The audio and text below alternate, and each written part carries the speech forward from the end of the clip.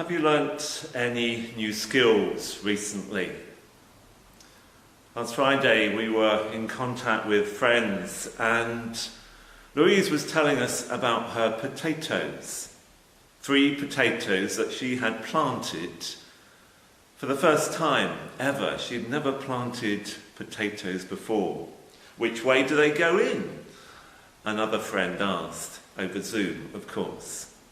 Well, you just put them in and see what happens. And she proudly showed us the photo of 3 potato plants growing. And then I talked about earthing up, and she looked particularly puzzled. Learning new skills can be challenging. All kinds of new language and new things to do. Have you learnt a new skill recently? All kinds of possibilities. Certainly we've learnt new skills on the IT side.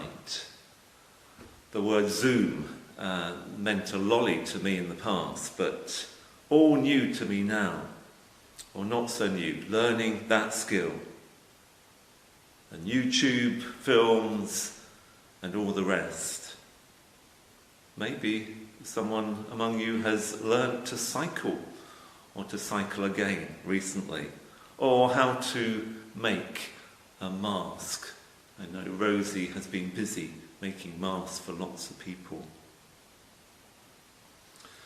Learning a skill, and that moment where we take flight ourselves, where we do it on our own. It's over to you now. Imagine learning to fly. I've never done that, but maybe 1 or 2 of you have learnt to be pilots. And that moment where the trainer hands you the controls. It's over to you now. And the exhilaration and the terror of flying on your own. Flying solo. Your turn now. Well, we're coming to the point in the story of Jesus where, in a sense, he says, it's over to you now, your turn, to the disciples, and says that to us as well. You walk my way, Jesus says. And the church today has taken up that theme, walking the way, living the life of Jesus today. We are to be his hands, his mouth in the world around us. And to do that, to do those things in his name, we have to learn things. We have to learn his skills. Well, he leaves simple instructions. Above all, the simplest and the most challenging of instruction. Love one another. Love God, love your neighbour as yourself. Love one another. You'll prove you're my disciples by that. So keep that in mind as we live the life of Jesus today. But he doesn't leave us deserted. We don't have to do this all in our own strength. He gives us a guide and a power, the Holy Spirit. He gives us a gift to share life in abundance.